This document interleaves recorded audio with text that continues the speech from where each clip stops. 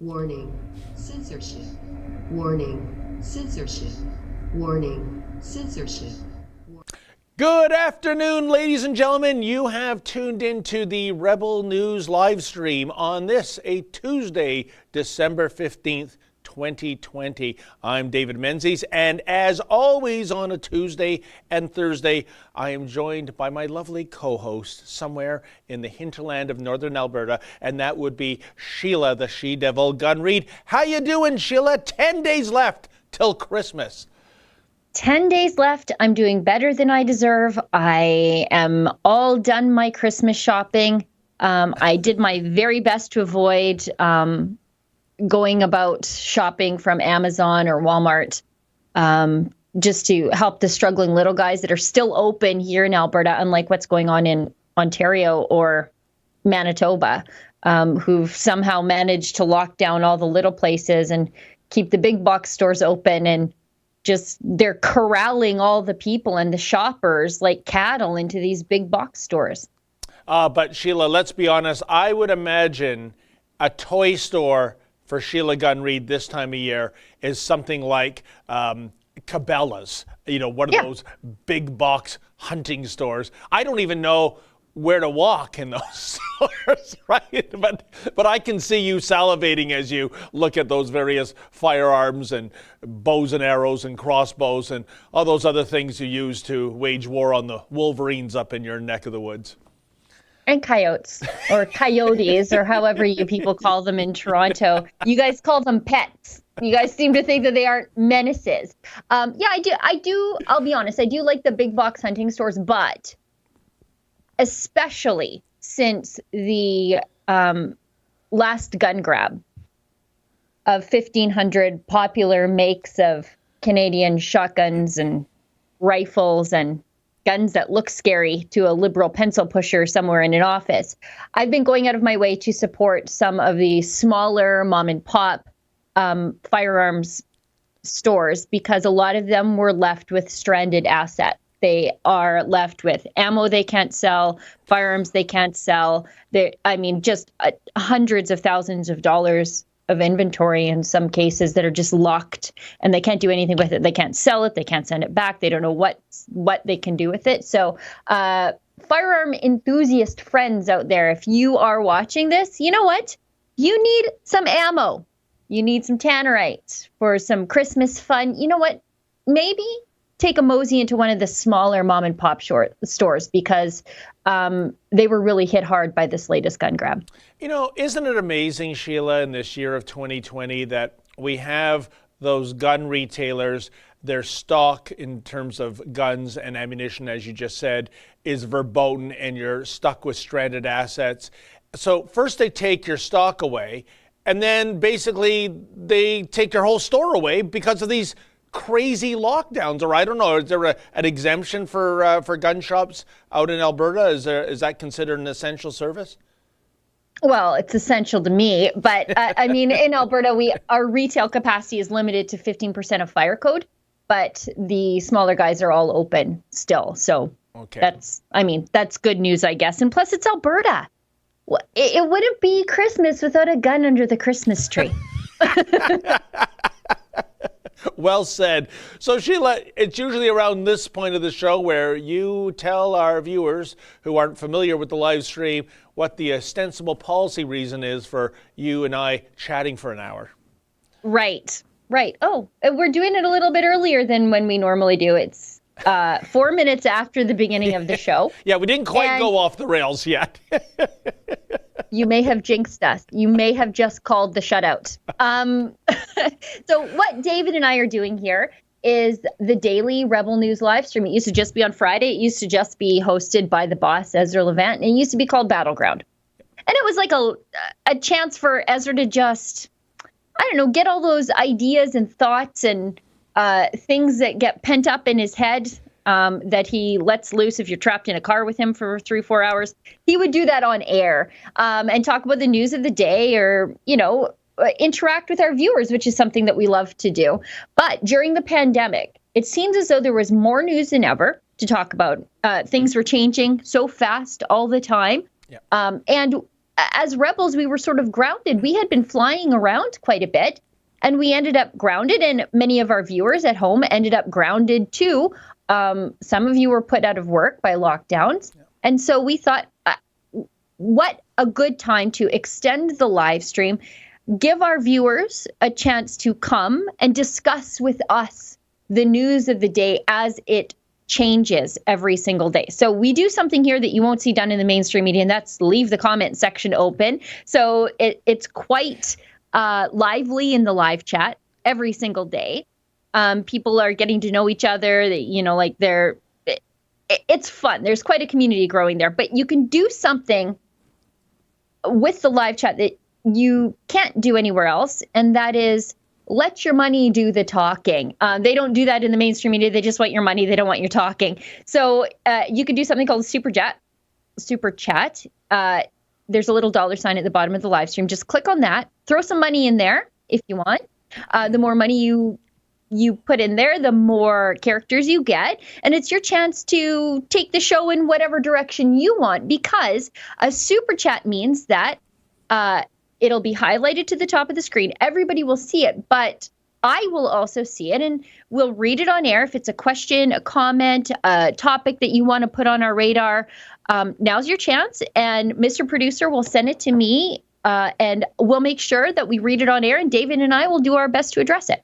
And, Sheila, it always drives me crazy especially when it's the CBC website and they post a story and you get to the bottom of it and you want to leave a comment or you want to look at the discussion that ensues because of this, story that's been posted there. And you'll come across that statement, comments for this story are disabled.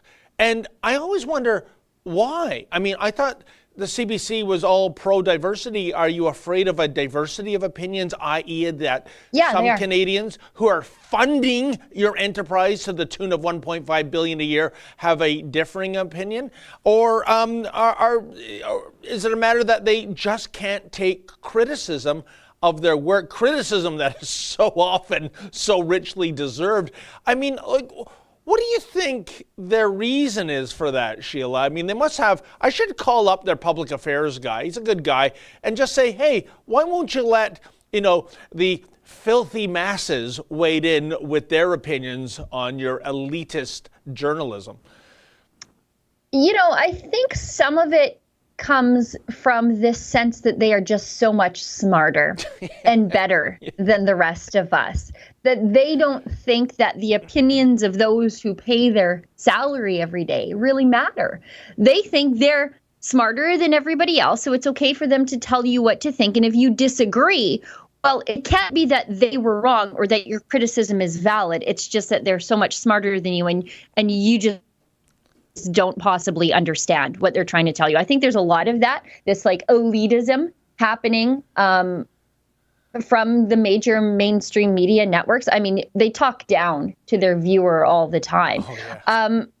And for us, if we get something wrong, or maybe not even if we get something wrong, but a lot of what I do news, but I also do opinion. So usually I present the news and then I'll give you a little bit of my opinion. And it should come as no surprise to anybody that I come at it from a conservative viewpoint, but I also come at things from an Alberta viewpoint too.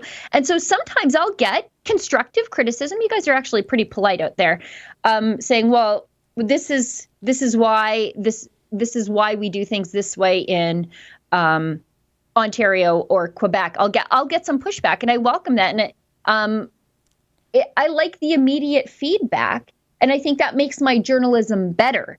But at the CBC or the mainstream media, they aren't interested in being better, and they're protected from, having to be better because they're insulated from the economic and financial fallout of doing a bad job. And they're also insulated from that immediate feedback on the stories that they give.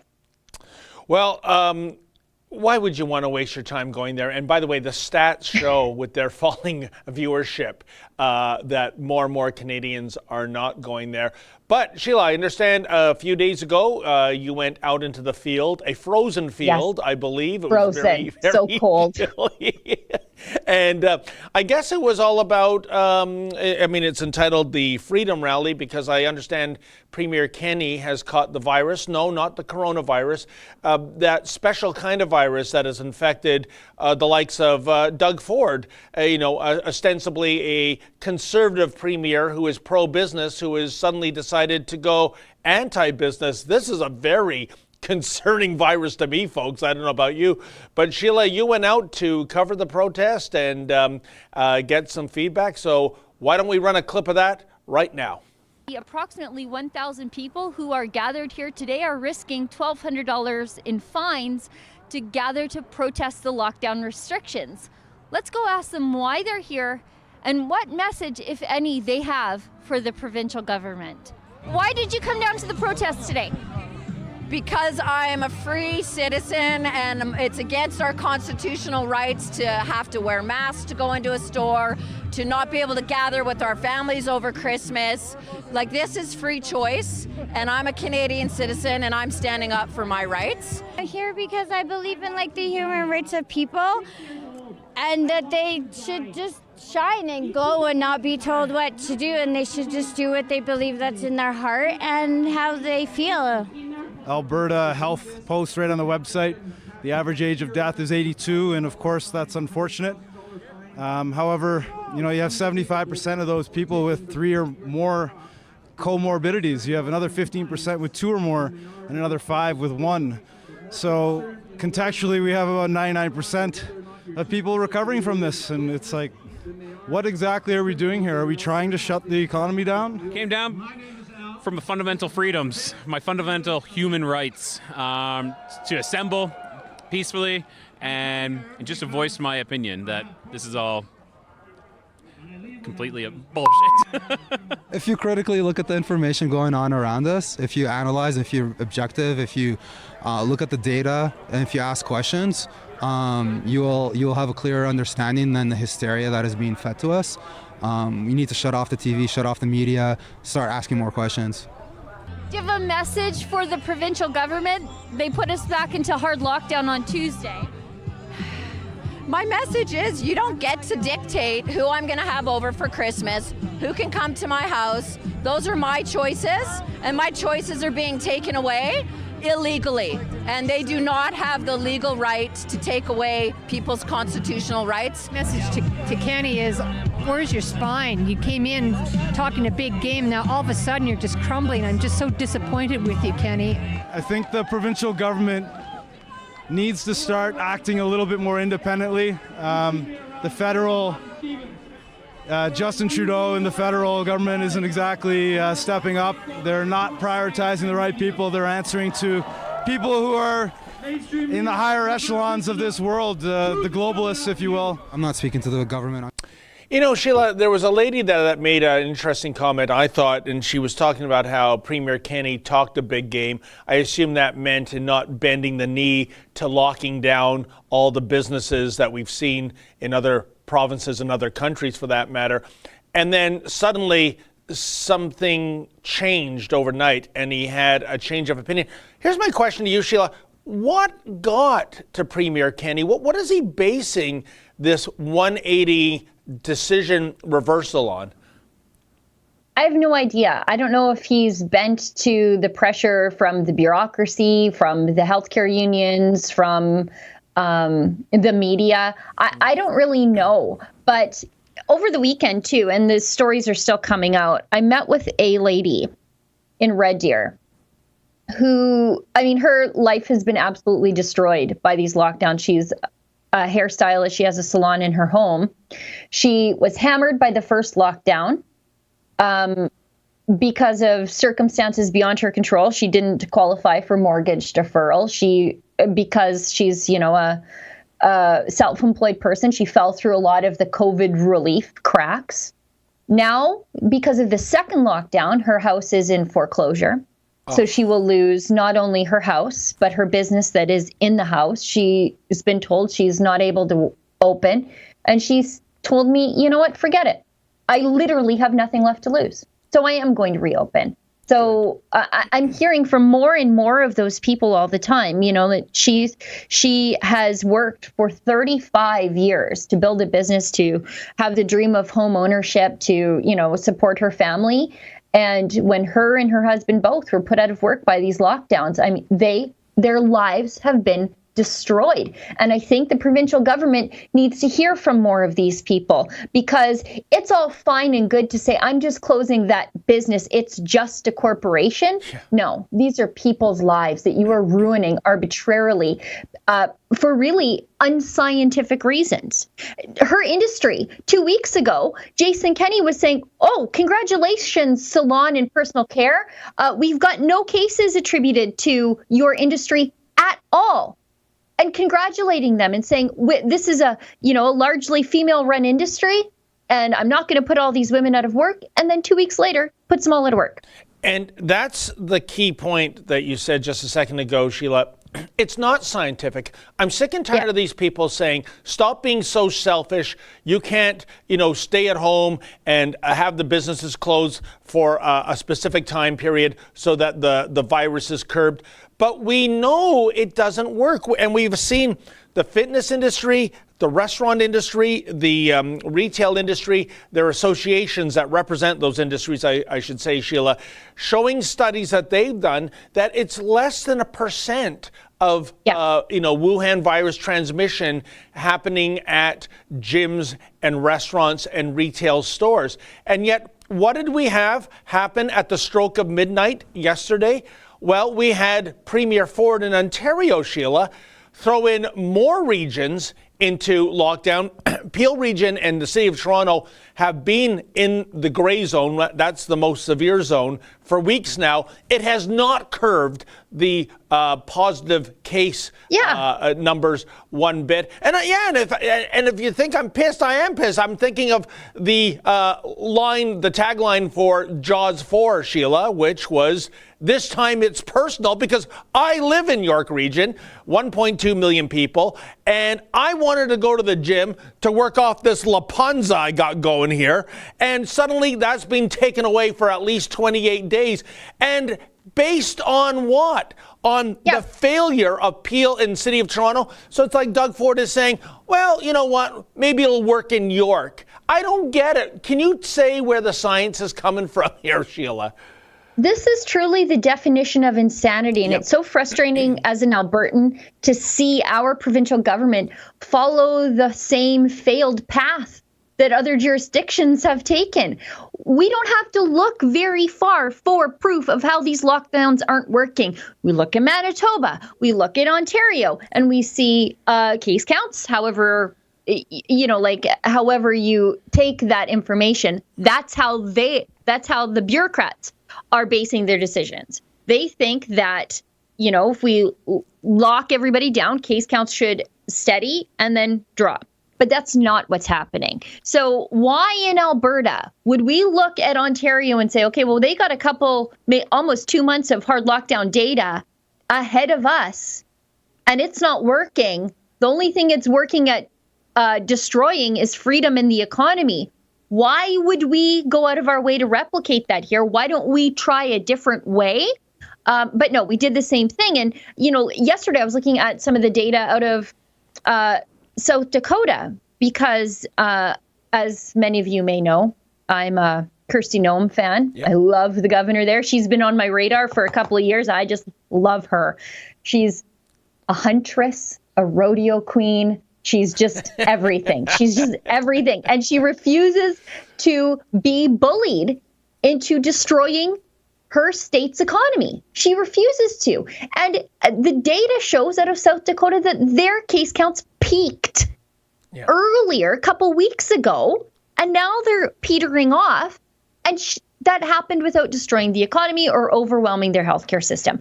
So that is more of a jurisdiction that as Albertans we should be looking to, right? Population density, same sort of industry. So we should have had a similar reaction that they had in South Dakota. Instead, we tried to replicate whatever's happening in Toronto, where everybody's piled up on top of each other. And that's why I asked you, Sheila, who has Premier Kenney's ear?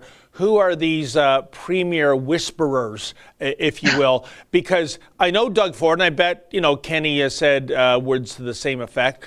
If I could put on my entrepreneur hat, I would have everybody open overnight. But I have to listen to the science. I have to listen to the medical officials. Well, going back to my region, York Region, the chief medical officer there is Dr. Karim Kurji, and Dr. Kurji said, do not lock down York Region. And what does Doug Ford do? He locks down York Region. So Sheila, what I'm trying to figure out here is this premier who says he's beholden to medical advice, evidently the chief medical officer for York Region, he doesn't count. Who's Ford getting his medical advice from? This is so frustrating to me. I think a lot of it is the fear of underreaction. Yeah. So they naturally overreact, but overreacting is just as bad as underreacting. I mean, we've seen that, based on a daily case count, you can put restrictions in place, but you can also peel those restrictions back. And that doesn't seem to be happening. The politicians right now have the ability to react on daily case counts, on daily information, but they're only doing that to make things worse and never better. And you know what? I think you're onto something there, Sheila, and this is the most cowardly way to lead, I think. It's all about CYA, cover your ass, so that if these case counts start to still continue to go up high, the likes of a Premier Ford and now Premier Kenny can say, well, can't blame me. I locked everything down, right? I mean, I did everything I possibly could. I think that's what's really behind this, as opposed to medical and scientific advice. Heck, Sheila, remember in the beginning, we were always deferring to the World Health Organization? Yeah. Up until about 6 weeks ago, when the WHO said locking down the economy is not the way to go to curbing this virus. Now, I'm no fan of the WHO, but as the old saying goes, even a broken clock is correct twice a day. And suddenly, the World Health Organization isn't being quoted as much. Isn't that a funny thing, Sheila? They keep telling us to listen to the World Health Organization because that's the authoritative source on all this data, except when the World Health Organization contradicts that which they are doing currently. Unbelievable. We should get to some of these super chats. And then I know that Justin sent us a topic that he'd like us to talk about that wasn't on our list of things to talk about, but it's a good one. Oh, so we'll get to that. Remote Japanese hand that's come out for hand holding? Is it that one? No. Oh, nope. Okay. Nope. I swear, folks, we will talk about this one day. It's a great And then story. we do have to get to the Viewer's Choice Award. Oh. Because I haven't started my Charm Offensive hard campaigning yet, and I'm running out of time. I've already thrown in the towel, Sheila. I feel like the Rebel News version of Donald Trump here. My spidey senses are going off that all the young ones who know how to alter social media and algorithms, suddenly there are suitcases of votes going towards their names. It's a complete screw job, folks. I'm telling you, I'm going to lose the Viewer's Choice thing because by the way, I don't think we can talk about voter fraud on YouTube, can we? Or is that that's just the U.S., not Rebel News, I guess. David, I should tell you that I tweeted about the Viewer's Choice Awards. Let's just talk about it really fast here. Okay. For those of you at home who maybe you do have a favorite rebel, now's your chance to show support for your favorite rebel. If you go to viewerschoiceawards.ca, you can vote for your very favorite rebel, which should be me. But if it's not me, then you can pick thank you, Justin. You can pick from any of your favorite rebels, including David the Menzoid Menzies. And I got to tell you, David, I tweeted about this, and there were a lot of people who were like, we love you, Sheila, but you know what? David's the man for me. Oh, no. I see all kinds of tweets, and I was saying this to Mr. Producer before we go off the air. To me, it's between Keean Bexley and Menzies. I'm going with Kian. You know, for me, it's between Menzies and Sheila Gunn Reid. I think I'm going with Sheila Gunn Reid. I'm always, getting the shaft. And the boss man himself, Ezra Levant, and I didn't like this in the morning meeting, he quoted a line from one of my favorite movies of all time, Glengarry Glen Ross, where it's a sales competition, folks. First prize, Cadillac Eldorado. Second prize, set of steak knives. And by the way, I'm happy with the steak knives. Third prize, you're fired. Okay, so I'm completely stressed out by this ridiculous Viewers' Choice Awards. That's what I got to say. But if you have sympathy for me, folks, there I am somewhere look at that, like second to last they put me. It's not even alphabetical, right? Like, what? Do you see what Justin's doing there? No. Okay, so we're at the bottom where he says, where you give your name so that your vote counts. Yeah, and see what I mean, voter folks? fraud. He's got his email is don'tvoteformenzies@rebelnews.com. Folks, what we are seeing right now is the biggest screw job since Bret Hart in 1997 in Montreal got weaseled out of his title against Shawn Michaels. Wrestling fans, and I know Sheila Gunn Reid's a wrestling fan, know exactly what I'm talking about. Yep. I am the modern day Bret the Hitman Hart. This is a screw job because I don't understand the technology. Maybe I got to make a phone call to Dominion Voting. Heck, they're only 20 minutes away from the office on Spadina Avenue. Maybe they can do a charity case in the last remaining days of this vote. But if you have any sympathy for me, that's what, yeah. Do you want me on my knees? I'll get on my knees, folks. Just please vote so I can counteract the obvious voter fraud going on right now. David, in case you're wondering what I'm scribbling on this piece of paper in front of me, I just wanted to write it down because what you said was so absolutely crazy in my ear that I'm going to go back and rewatch it when we're done. You said, I'm the modern day Bret the Hitman Hart. Yes, that's right. No, those are delusions of grandeur. It, like I said, Google, I believe it was 1997, or might have been 1996, Bret the Hitman Hart versus Shawn Michaels in Montreal. And everybody, that to me is the biggest wrestling screw job. Or I can even quote the 1972 U.S. basketball team against the Soviet Union. The U.S. got so screwed in that game, folks, by officiating. Do you know they never even accepted their silver medals? To this day in Munich, there is 16 silver medals in a safe that have never been claimed. And in 2 years, there'll be the 50th anniversary of that. There you go. I think in this instance, this makes me the Heartbreak Kid, which is not bad. Like, I've been called worse than Shawn Michaels. But anyways, yes, folks at home, if you'd like to vote for your favorite rebel, and I think what's great about Rebel News is that there's a rebel for whatever kind of conservative you are. I think we're all just sort of like different flavors of conservatism, and we're from different parts of the country. And so I think that's fun. If you want to vote for me, you can do that at viewerschoiceawards.ca. The right Heartbreak there. Kid, folks. HBK, again, that's me. Sheila, I'm sure you've broken a lot of hearts in your life. I have I've got that much. A couple, yeah, I know. I'll get to the super chats, Justin. Let's wrap this up. Okay, let's keep going. Wolfcat Wildcat gives us $5. Hello from Wellington Red Zone Lockdown. It's so crazy that you guys have zones. And I don't understand why gray is the worst. For me, red should be the worst, right?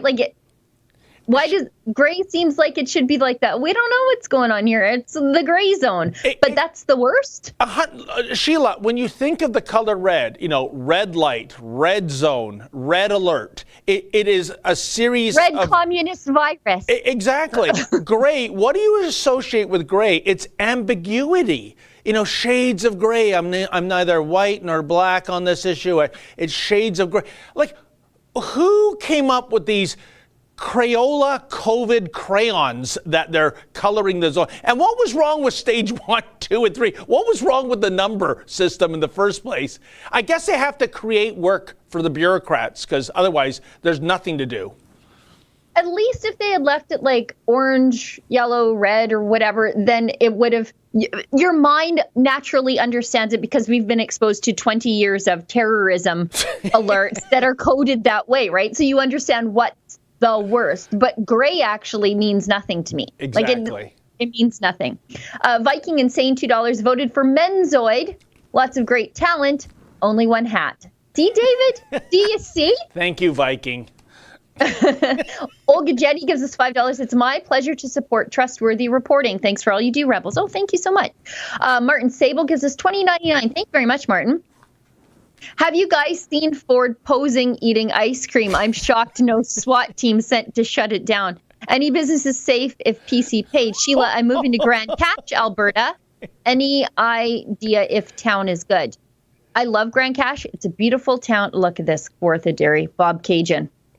I bet it's delicious. As for his favorite ice cream, I'm going to go out on a limb, Sheila, and guess cherry cheesecake, if that's a flavor. Because you remember in the early days of the pandemic, that's where Doug Ford wanted us to be, not in a gym working out and getting healthy, but in the basement making cherry cheesecake. So much for those participation ads for the last 50 years, Sheila. It's the dead of winter, and he's obviously posing in this very old shirt and a very old picture from the summertime from Bob Cajun. You know, where the home to one of the worst catastrophes of the pandemic was. Oh. That's slightly tone deaf, don't you think? I remember it well. No, that's a good point. That is Bob Cajun. Was that Pinecrest, I believe? Mm-hmm. Was that the, and there was, I think, something like 30 deaths in that. I'm going back to May, so I might not have all the details right. You're absolutely right, Sheila. The optics, not good. Not great, no. Like so much of all the things that he does, though. Sheila, I'm moving to Grand Cache, Alberta. Any idea if the town is good? I love Grand Cache. Great quadding, great dirt biking, amazing hunting. It's coal country. Unfortunately, the hippies have basically closed the mines out there. So, you might be able to pick up a house for cheap, but, just beware of where you might work when you get there. Anna Christo gives us $5. These times are stressful for all of us. Meditation has helped me immensely, which I recently started. My favorite channel is the 111 Club. Stay positive. Robert Williamson gives us $6.99 and links us to healthline.com. Headline says, will airlines require vaccine passports in 2021? Well, that's interesting. You know, I've heard this, and I won't say much. I just recorded it earlier today. It might go up later today or tomorrow, Sheila. But you know what I'm talking about. The Chinese Aviation Authority, what they're recommending, that the flight attendants where you won't believe this one, folks, and I'm not going to say any more. So if this recommendation goes through of what stewardesses, can I say stewardesses? Am I allowed to say stewardesses? What the flight attendants. Flight attendant. If this modification to their dress code goes into effect, I can fully believe COVID passports for air travelers. I think that if it goes into effect, it'll be like they're pulling the plug on the life support system that is currently keeping the airline industry afloat, because no one will want to fly. No one already wants to fly. Right? Yeah, that's true too. Yeah. Proud Boys Calgary gives $6.99. Beers with friends last weekend. Feels like a prohibition era speakeasy. Join us at proudboyscanada.com. Yeah. I think our restaurants were allowed to be open up until Saturday at midnight or something like that, like open for anything other than takeout. Now we've gone strictly to takeout only. Yeah, because it's a scientific fact, Sheila, that the virus knows how to tell the time, right? Yeah. Doesn't like you drinking after midnight. That's immoral. It stopped spreading in those places at exactly 12 a.m. Anna Jen gives us $5. My mom just witnessed a man being fined for not wearing a mask. Chapters in Belleville gave the guy your info. Perfect. That's great. Thank you so much. We've got a ton of stuff coming out at fightthefines.com. You can go to that special website. You can submit your case to us. You can also pitch in to support some of the civil liberties work that we're doing all across the country. If you've got a fine, don't pay it, fight it. and let us do that. We'll provide the legal assistance at no cost to you. Your agreement with us, though, is that you're not going to pay that fine. We're going to fight it with everything that we have. And if you go there, you can see some of our early successes already. We've had people, their tickets have just been thrown out, or the Crown is opting not to proceed. For example, with Walter Matheson, the man from Hampton, New Brunswick, who's eating a muffin in his completely closed car in a Tim Hortons parking lot. His ticket was tossed. Tamara Ugolini, she fought the law and Tamara won. So, I think we're truly making a difference. And that difference needs to be made now more than ever, because I think the crackdown is as hard as it has ever been. And by the way, if anyone thinks I'm being a sore loser about this Viewers' Choice Awards thingy, I'm going to give credit. Mr. Producer thinks that. I'm going to give credit where credit is due. Sheila Gunn Reid's story on Walter Matheson, folks, if you haven't seen it, you have to. It is the best I will open or / fight the fines story we've done. As Sheila said, here's a senior, I think he was in his 70s. Eating a muffin and having his coffee in a Tim Hortons parking lot in his car with the windows rolled up.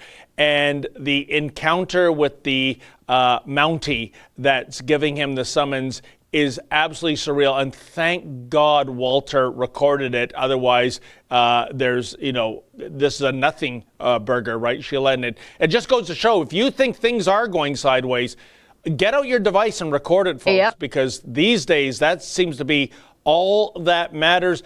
And the funniest thing to this day about why is it that one senior in his car with his windows rolled up in an empty Tim Hortons parking lot, why is this a problem? And the officer says words to the effect of, we don't want the teenagers congregating. Right. Sheila, I remember back when I was a teenager, wow, when I saw a senior citizen in a Toyota Corolla in a Tim Hortons parking lot, I said, come on, guys, this is the happening spot to hang out. Yeah. Nice little Walter's going to attract all the kids to come smoke dope in the Tim Hortons parking lot. That story was 10 different kinds of crazy. And every time I tried to do a report on it, it got crazier and crazier. Because then the cop is threatening me. He wants me to turn over my the recording that Walter made, accusing me of making the recording. And they wanted me to turn it over to the RCMP detachment in Hampton, New Brunswick, which is crazy. You just don't confiscate journalistic materials to the RCMP. Like, who at the police station would take receipt of that? No normal cop with any sense in their head. And then the lawyer that the cop used to threaten me, well, that was a Liberal candidate who just totally got, they mopped the floor with her a couple of months ago. It was just, the story had everything. And it was just the story that kept giving and giving and giving.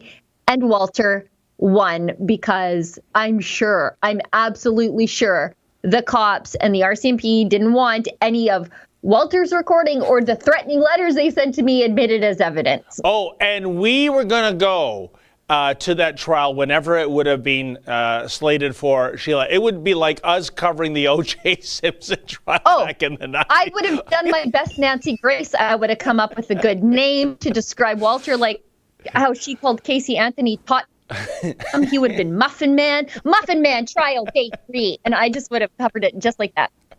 Oh yeah, that was the best legal advice they had. Throw in the towel. Throw in the towel, baby. Okay, we've got, I guess, Justin, we'll get to the story that you sent us. And I guess there's lots of chats about it. So, Justin, do we want to show that video first, and then we'll get to the chats? I'm not sure. Okay, let's do that. I don't know why I bring all these papers. I never look at them. Oh, when you're giving numbers, I do. I go, oh. I said that. Did you really say that?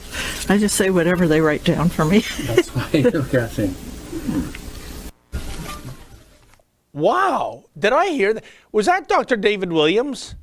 Should we roll that again? Because that is fascinating. These guys are caught on a hot mic telling the world that they actually don't even know what they're about to say. They just read whatever they're being told and some bureaucrat is preparing their decisions for them, and they're just going with the flow. Can we roll that one more time? Because that is fascinating. It's unbelievable. I don't know why I bring all these papers. I never look at them. Oh, you're giving numbers I do. I go, Wow, I said that. Did you really see that? I just say whatever they write down for me. That's why you're guessing. Yeah, I don't know why I bring all these papers and never look at them. Maybe she's going to be auditioning as a news anchor, Sheila. You know how they always end the news? Or for some reason, they always do this, sort out their papers, even though they're reading everything from a teleprompter. Yeah. That is, I cannot even believe what I just saw. Like, I know that this is how it works. Yeah. But for them to just be sitting there saying it, and that's a room full of journalists, by the way, where they said it. You know, there'll be socially distant journalists, one there, and they just said it. They just said it. They didn't even care who heard it. And they both know that everything is a big pile of BS. I just read what they tell me to say. I don't even know why I bring these papers. I don't even look at them. Oh, they're props? This whole thing is theater? Well, yeah. I've been saying that all along. My mind is blown watching that. That's crazy. That is incredible, and that is, isn't it, Dr. David Williams, the gentleman, yeah, Mr. Producer confirms. So that's the chief medical officer. That's the guy getting high six figures. He was about to retire this year, but for some reason we couldn't let this gem get away. So his contract's been extended, I think, till April or May of next year.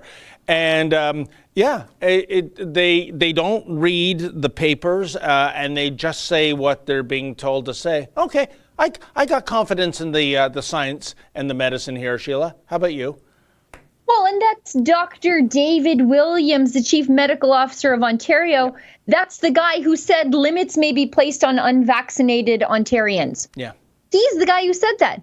Did he just come up with that idea on his own, or did some bureaucrat shoehorn it into a piece of paper that he just read off the cuff one day? Yeah, great point, Sheila. Does Dr. David Williams actually believe this, or has he been told to believe it by someone in the bureaucracy? And then so much for what we talked about earlier, that the Premier is getting his advice from the scientific and medical communities. Give me a break. I am curious. He should be on a sunshine list somewhere, shouldn't he? Oh, 100%. I'm just trying.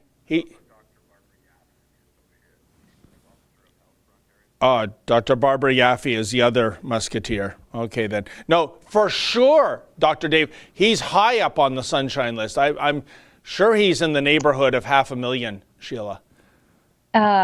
If you want to just fill in some talk or some airtime with some nonsense, how you normally talk, and I'm just going to see if I can find his salary, because we are just paying this guy, and we by Ontarians, not we as Albertans, but you folks are paying this guy to just read papers. He's basically a talking head for like a TV presenter at this point, because he admitted, I just read what they tell me to read. I don't actually look at this stuff. I don't actually make decisions. I'm just reading things. So let's just see how much he makes for just to read papers somebody else wrote, because this is fascinating to me.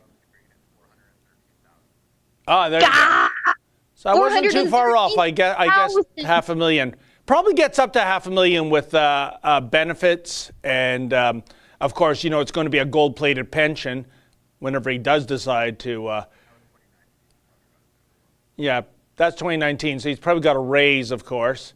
You know. Is he the highest-paid bureaucrat in the bureaucracy? That's a good question. I mean,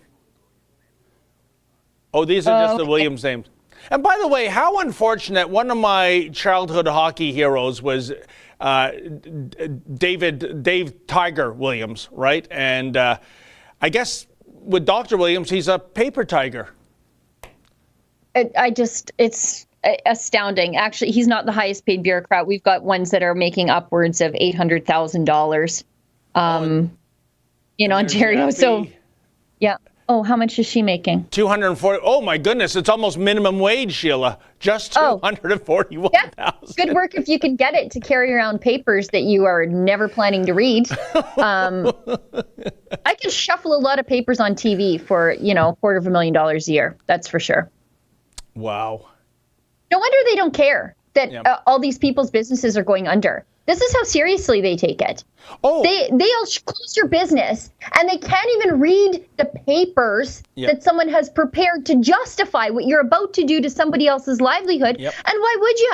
You're making $4.25 a year and $250,000 a year. Of course they don't care. This doesn't bother them at all. It's infuriating.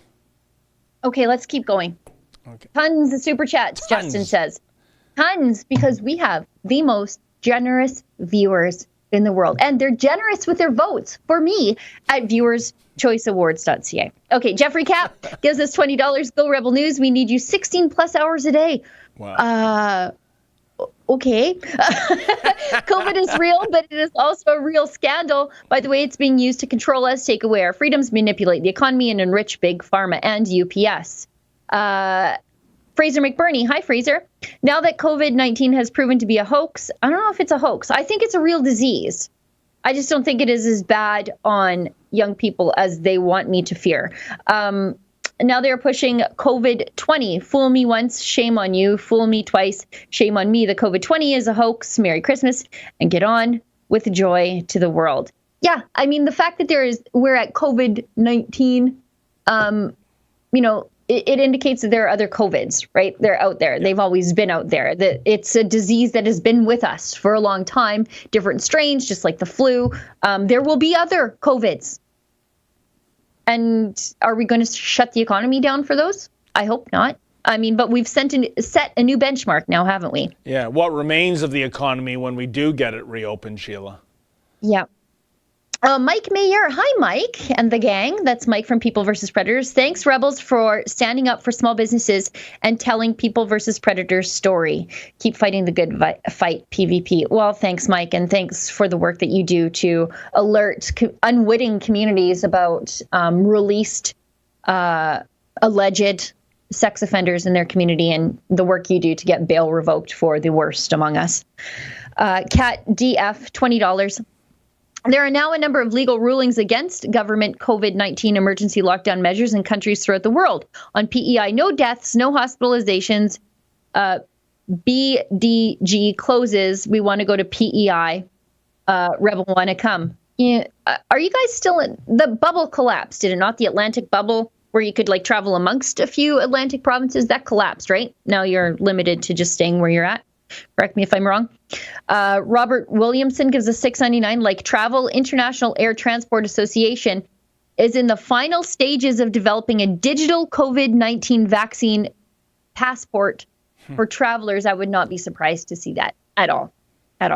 Marilyn Walls gives us $5. Have you seen the hot mic take from yesterday with Dr. Yaffe and Williams, the puppets? Yeah, we just talked about that. That's exactly what they are, aren't they? Just paper shuffling puppet. Annalisa S. Oh, Annalisa. You got David in the bloodstream. So naturally, you voted for David at viewerschoiceawards.ca. But if you would like to balance Annalisa's vote with a vote for me, you can do that too there at viewerschoiceawards.ca. Thank you, Annalisa. I knew I could count on you. Annalisa S. gives us $6.99. Menzies, I got your back. Solid as a b-ball. Gives us $5. There's no objective plan to end the lockdowns, even with the vaccine. Not sure what freedoms will be given to those once they take it. David for MVP. I know that today is the vaccine delivery day all across the country. I knew when the vaccine was coming into the Edmonton International Airport. And it looks like every media flunky that works for the government, I mean, communications person, they're out there just taking pictures and tweeting about the pictures, this big, massive victory in the fight against COVID-19. But we have a very limited supply of vaccines. This is not the the vaccines are here, the economy is going to open up. That's not going to happen. These are going to healthcare workers. Justin Trudeau screwed up the procurement of this. And he has screwed up the deployment and the logistics of getting the vaccines out to people. I mean, one of these vaccines has to be stored. I think it's the Pfizer one at -80 degrees. And there's no there were no freezers in place to deal with that. And so in Alberta, the province took that on and hired a point person, a deputy minister to do that. But I mean, just because the vaccines are here and just because the politicians are treating this like a saving grace and a great day in Canadian history, it's going to be a long time for the rest of us before we see any relief from any of this. Yeah. Okay. Blaine Hunter, $20. Have you seen the open letter to Jason Kenney from Dr. Modry regarding the farce of COVID-19? Must read. Yes, I did see that. It was published on the Western Standard. Eric Nizevich. I'm sorry. I butchered that. I'm very sorry. $10. Conservatives are entirely screwed. I don't see a return to normal ever. That's a phrase that can go down into like the dustbin of history, along with social distancing. And we're all in this together is like the new normal. I just hate it. I hope I never hear it again. Me too. SA gives us $20. Love you, Sheila, but I voted for David. Wow. Darn it. Question. Are the Conservatives really powerless because they're not stopping some of Trudeau's insane policies? Are we doomed? They really are powerless because they do sit in opposition.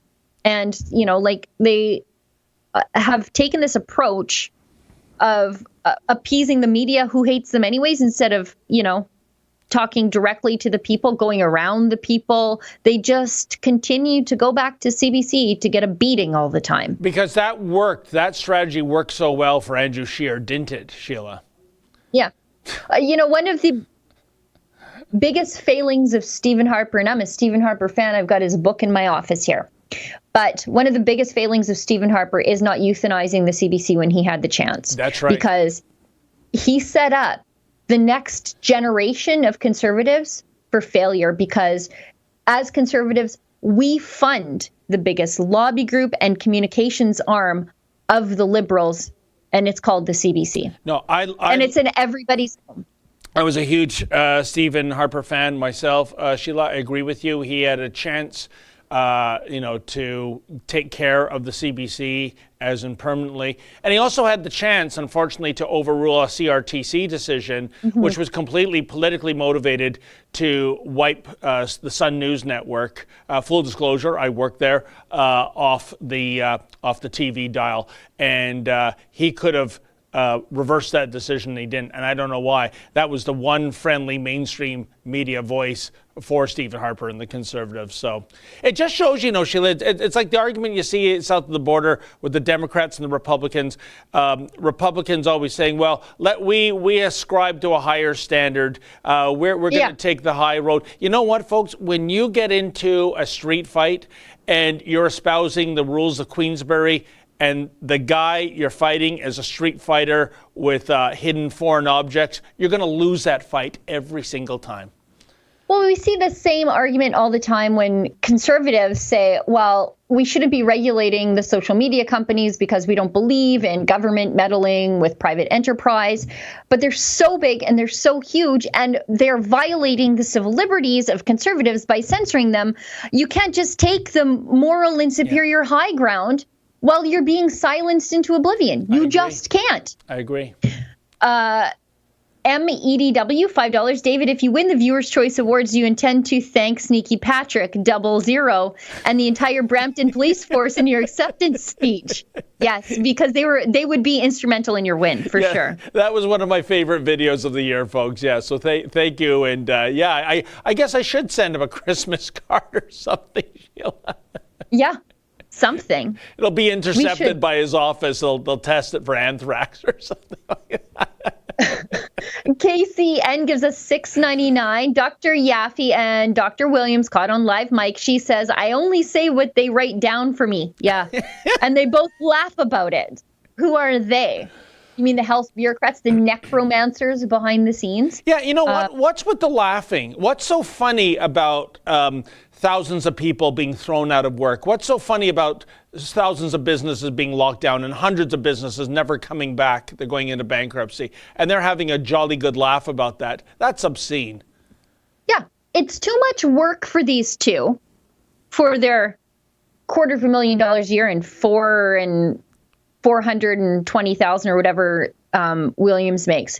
It's too much work for them to read the papers put in front of them. Yeah. They just have a big chuckle about it. Good, like I said, good work if you can get it, I guess. Yeah. But these two should be thrown out the door for just the unseriousness of it all. Like how little they actually give a damn, that they can't even be bothered to read the papers somebody else wrote in front of them. Olga Jenny. Sorry, go ahead. Oh, but instead, as I said earlier, Dr. Williams' contract was extended because the province can't afford to lose this medical gem, right? Yeah, we can't get another guy to not read papers somebody else gave for like half the price. Like, he just showed us how invaluable he really is. Yeah. He literally does nothing. Olga Jenny, $2. How do you choose just one rebel? I don't know, Olga, but you should try to choose just me. Hockey Dad, $5. Have you guys watched the documentary on the Montreal Screwjob of Bret Hart? You better believe I did. It's called Wrestling with Shadows. I have the DVD in my office here somewhere. It's great. Yeah. Sandra D, $6.99. Martin Sable, $5. I'm voting Dave. See, David? Oh, thank you. You're a fan favorite. Oh. But you know what? I love that, Martin. Thank you so much. But the sad fact of the matter is that all these genuine, legitimate votes from real people like you and all the rest who said they're voting for me will not be able to match, unfortunately, the digital facsimiles the younger ones are working on to flood the system. Yeah, it's kind of very much a Donald Trump moment I'm experiencing here. I did hear that there was some malarkey. Oh, yes. That's what it's called, folks. Malarkey. We don't want to offend anyone. And I don't want to say who's doing it, but when Ezra used the word malarkey, everybody's head turned to the culprit at the same time. So I am uninvolved in any of that because I want to win fair and square, just like I am winning in the T-shirt sales, or I was. I'm not sure if I still am. Okay. Katrina Panova gives us $6.99. Doc said my anxiety and claustrophobia doesn't qualify as an exemption. I'm with you. I'm very claustrophobic. I hate wearing a mask. I asked for a list of exemptions that do qualify. She couldn't list them. Yeah, they can't. And I have seen Sheila freak out in a claustrophobic situation all the way over across the pond in Israel. And it wasn't nice to see, folks. It was very disturbing. If it was bad for you, imagine what it was like for me. I was like shoving old people in catacombs so I could get out. I don't know why I thought I could go underground. I don't know why. I can't even park in a parking garage. I don't know why I thought I could go underground in these Crusader Castle tunnels. I don't know what I was thinking. I talked myself into it and then was like, no, I can't. It was incredible. It was like what you see in cartoons, folks, when the animal jumps up and you see the legs spinning for 30 seconds before they actually run away. That was kind of like what Sheila was doing in the catacombs. Eddie Fox gives us $5. Kirsty Gnome 2024. Yeah, I'm Gnome Pence for sure. Or Pence Gnome. Arjun Gupta, $5. Will you help with my ticket as well? It's a traffic ticket. Nope. We'll help you fight your COVID fine though. Pat Dubs gives us $5. I voted for you, David, after dog bites and bottle to the head. Oh, thank you. Felt you deserved a break. That's true. I do. Viking Insane, $2. Called up Dominion. David has the award in the bag. Noble Canadian gives us $5. Don't worry, David. I did a Menzies 10 for the toque. Oh, thank you. And I hope you like your toque. Olga Jenny gives us $2. Did you hear that U.S. Treasury was hacked last week? Robert Williamson gives us $6.99 for the love, or my love of world travel is greater than my fear of the Pfizer COVID vaccine. I'll get the shots in order to fly again. I think a lot of people will probably make the same decision you are. Crazy Canadian Canuck gives us $5. No Christmas for people on assistance or disability. We used to get our checks a week before Christmas. Kenny changed it, so no funds until the 31st. I did not know that. Olga Jenny gives us $5. Those bureaucratic salaries sound like a viable preloaded stimulus to me. Cindy McSeven, $10. And it's a pair character bowing down saying thank you. Oh, you're welcome. David Anderson gives us $2. How many of those Williamses are related, I wonder? I never thought of that. It's just, the bureaucracy is so incestuous. Cat Dubs, $5. David and Sheila should both win for most entertaining day show. Aw. You all do a great job. Appreciate your hard work. Thank you, Cat. Thank you. Amy Lonely Girl 2, $4.99. Thank you, Rebel News from USA. You're welcome. MEC, $2. Hot mic needs to be shown everywhere. Thank you. Yes. Yeah. Frank Danio gives us $5. Can you tell me what happened to Chris Sky Christmas Parade? Thank you. David? This Sunday, folks, at noon, it kicks off at Nathan Phillips Square. Sheila, for the life of me, now this is what's being advertised, so if you do go down there and you find out law enforcement has shut it down, I'm sorry, I'm just reporting what's being reported in the social media. But it was originally for December 5th. It was moved to Sunday, December 20th. And Sheila, I was told they have actually 10 large Christmas, like legitimate Santa Claus parade floats. I don't know how you get a permit. I don't know how you maneuver that through traffic if the roads aren't shut down. So we'll be there to cover it, that's for sure. And yeah, it's the Mad Santa Claus Parade. I'm very excited to see this all go down. I think there's going to be tickets around for everybody. It's going to get grinchy down there. Think of the optics of police officers using tasers or billy clubs on people dressed as elves. And Santa, just tasing Santa. Yugi Bean gives us $50. Wow. And is it Yugi or Jugi? I'm not sure. $50. Nonsensical rules getting on your nerves? Yup.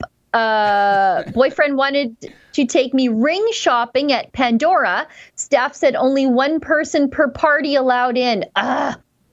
Well, you know what, Even Sheila? How does a business survive that way? Yeah, even in an otherwise empty store. So romantic. What a sad, boring, annoying Christmas season. Rebel is my present. This is like the same thing with doctor's appointments and like obstetric appointments. So they aren't letting the dads in with the moms because of the COVID. And it's like, how do you think she got pregnant? Like that, you know, like how do you think that happened? There's an exchange of cooties already happening. Let the dads go in, you know? Anyway, MEC gives us $2. Harper signed us onto UN agendas. Love Rebel. Thank you. Robert Williamson, $6.99. I might disagree with you over the safety of the Pfizer vaccine, but I love the Rebel. I wish I could vote for you all. Freedom always. I take no position on the safety of the vaccines whatsoever. The only one that I am against is the one that's developed with the Chinese military. Yes. That's the only one that I am completely, entirely skeptical of. I just think that Justin Trudeau has completely bungled the vaccine procurement and then the vaccine deployment process entirely.